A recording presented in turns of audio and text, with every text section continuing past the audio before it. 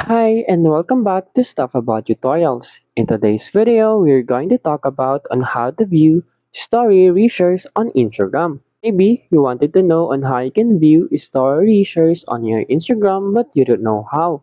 So in today's video, I am going to show you on how you can view story reshares on your Instagram post.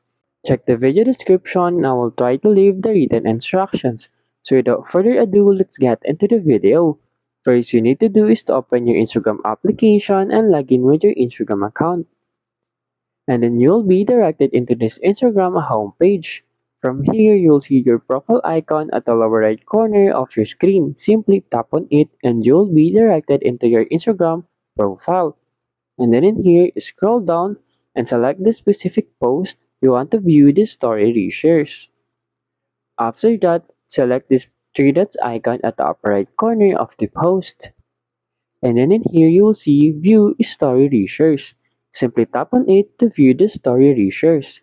And as you can see in here, here is the current public reshares. There you go. If you wanted to know on how you can view story reshares on Instagram, that is the easiest way I know how. If you know another way on how you can view story reshares on your Instagram, leave a comment below. Also, be sure to subscribe for more videos.